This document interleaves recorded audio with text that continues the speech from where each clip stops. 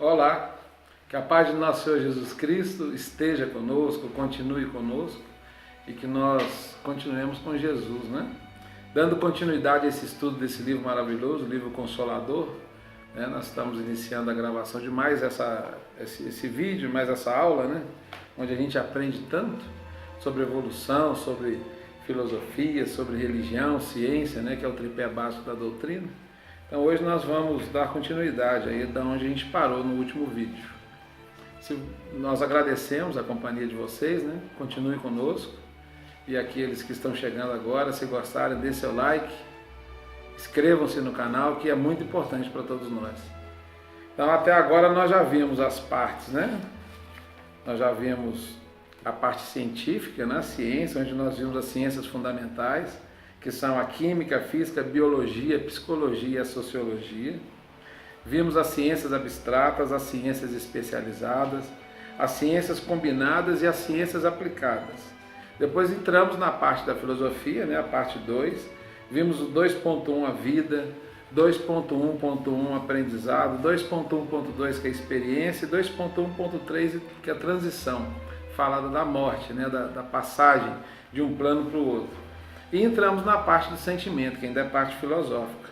Sentimento nós vimos a parte da arte, 2.2.1, e estamos no presente momento na parte que fala da afeição, das afinidades entre os espíritos, entre os corações, aqui tanto no mundo encarnado quanto no mundo espiritual.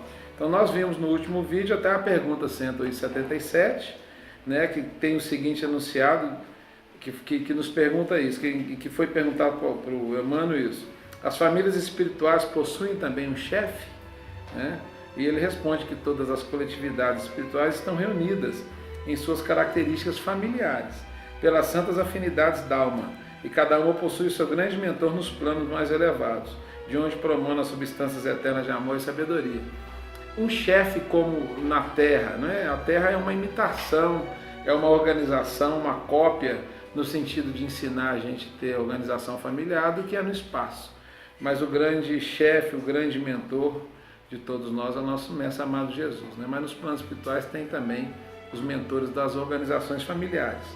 A pergunta 178. Poderíamos receber algum esclarecimento sobre a lei das afinidades entre os espíritos desencarnados? Lei da afinidade entre os espíritos desencarnados.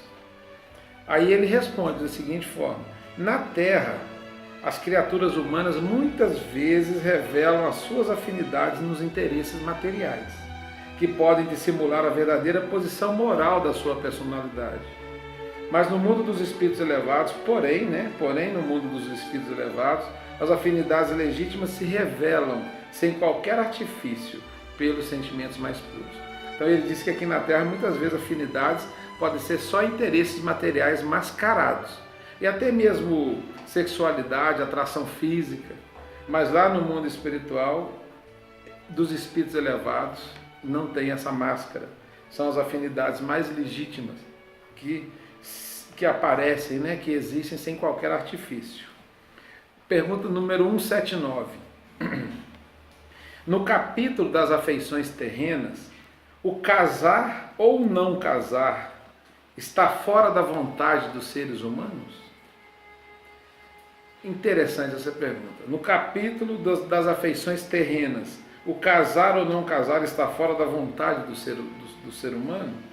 Resposta: o matrimônio na Terra é sempre uma resultante de determinadas resoluções, tomadas na vida do infinito, antes da reencarnação dos espíritos, seja por orientação dos mentores mais elevados, quando a entidade não possui a indispensável educação para manejar as suas próprias faculdades, ou em consequência de compromissos livremente assumidos pelas almas, antes de suas novas experiências no mundo, razão pela qual os consórcios humanos estão previstos na existência dos indivíduos, no quadro escuro das provas expiatórias, ou acervo de valores das missões que regeneram e que santificam. E ele está dizendo que não adianta fugir muito, porque mais cedo ou mais tarde as almas que têm necessidade kármica, ou então se comprometeram, né, por si só, por si próprias, a se encontrarem, vão se encontrar. Quando ele fala desse casar ou não casar, não é o casamento propriamente dito de papel, não, assinar um papel. É a união de dois espíritos. Então ele falou que é muito difícil, só quem não tem mesmo essa necessidade, mas quem tem vai se unir com alguém, né? Por processo kármico, por necessidade evolutiva, por necessidade de aprendizado familiar. Pergunta 180. A indiferença nas manifestações de sensibilidade afetiva dentro dos processos de evolução da vida na Terra, nas horas de dor e nas horas de alegria, é uma atitude justificável como medida de vigilância espiritual? O que ele está perguntando? Muitas pessoas têm indiferença perante a alegria dos outros e perante as tristezas, né? Vê uma tragédia e passa batido, não ajuda, não faz nada.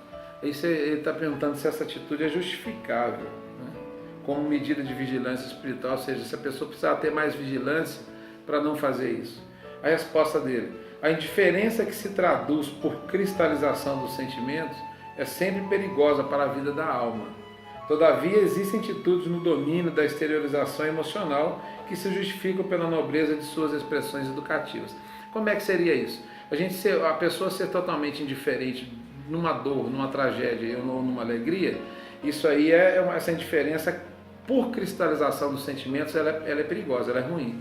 Mas tem muitas pessoas que diante das adversidades, sem deixar de ajudar ou fazer a sua parte, não se desesperam, conseguem manter o seu controle. Aí já são expressões educativas. Então tem que avaliar se a indiferença é a cristalização dos sentimentos ou se a aparente indiferença já vem de espíritos elevados que sabem se controlar perante as adversidades e não se desesperam, mas não deixam de trabalhar e de ajudar. Resposta bacana. Pergunta 181. Como entender o sentimento da cólera nos trâmites da vida humana? A raiva, né? As explosões de sentimento raivoso que às vezes levam até ao assassinato, né? Muitas vezes.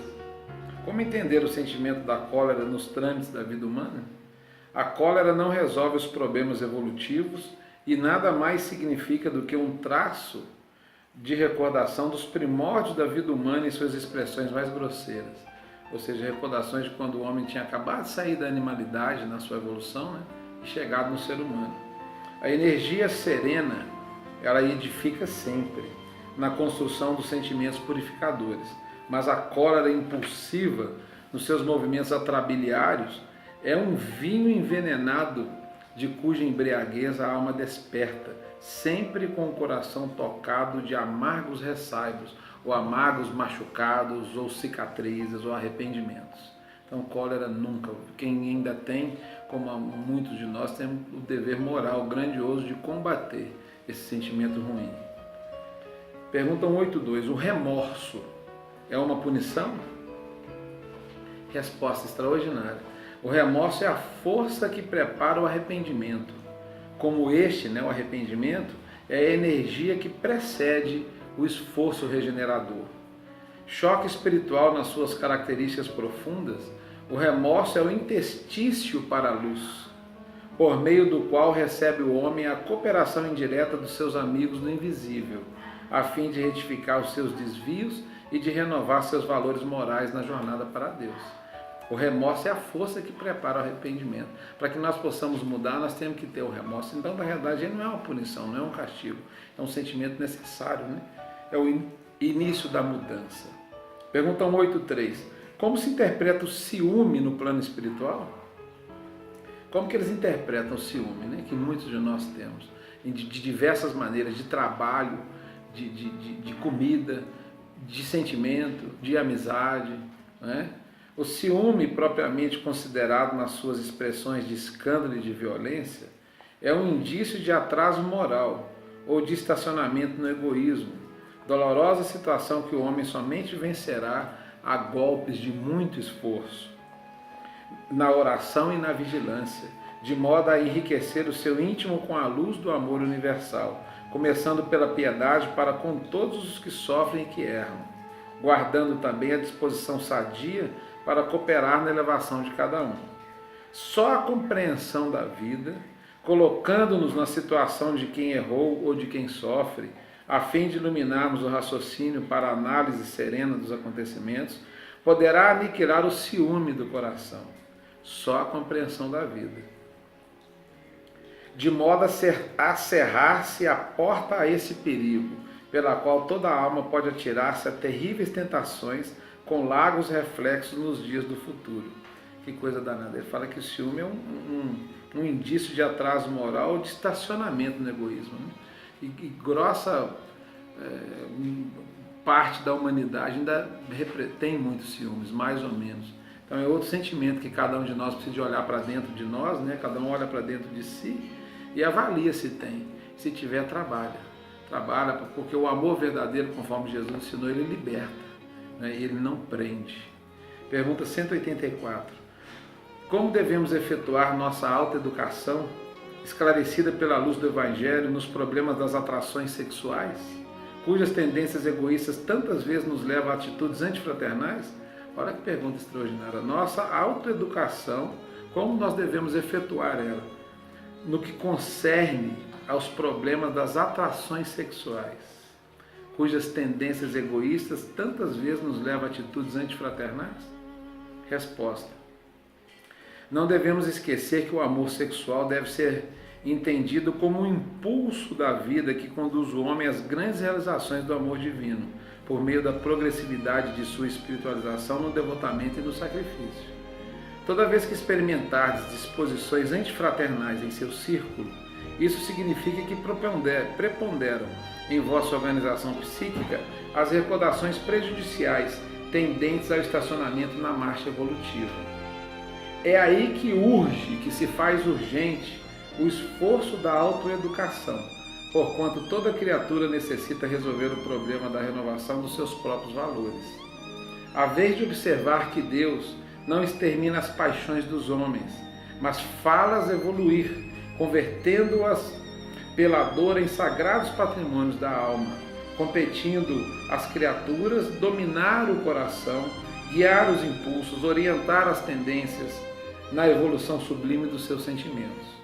Examinando-se ainda o elevado coeficiente de viciação do amor sexual que os homens criaram para os seus destinos, somos obrigados a ponderar que, se muitos contraem débitos penosos entre os excessos da fortuna, da inteligência e do poder, outros o fazem pelo sexo, abusando de um dos mais sagrados pontos de referências da sua vida.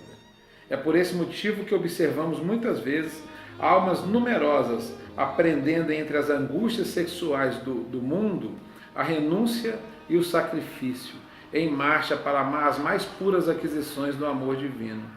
Depreende-se, pois, que em vez da educação sexual pela satisfação dos instintos, é imprescindível que os homens eduquem sua alma para a compreensão sagrada do sexo. É extraordinário isso, porque a gente está aprendendo pela doutrina que o sexo é uma energia muito mais sublimada do que nós achamos que é, do que nós pensamos que seja. O sexo é a energia que vitaliza o corpo, que dá a nossa energia para trabalhar, e a sublimação do sexo é o amor. Sem a energia sexual a gente não existiria. É energia vital, tônus vital. Só que nós estancamos essa energia no abuso das relações, no abuso das sensações sexuais. E Emmanuel, com Jesus, conforme Jesus disse, está nos ensinando a sublimar, a aprender, né, a ter o respeito pela educação, né, e pela evolução dos instintos, para que um dia a gente consiga aprender de fato o sagrado contexto, o sagrado conceito dessa energia sexual, que é a energia da vida.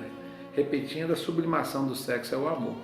Obrigado por mais essa audiência. A gente espera que esse pouquinho de estudo que nós estamos vendo esteja sendo para todos nós um divisor de águas mesmo, que a gente possa refletir em tudo isso que o Emmanuel nos ensina, conforme orientado por Jesus. Um grande abraço a todos, até o próximo vídeo. Fiquem com Deus.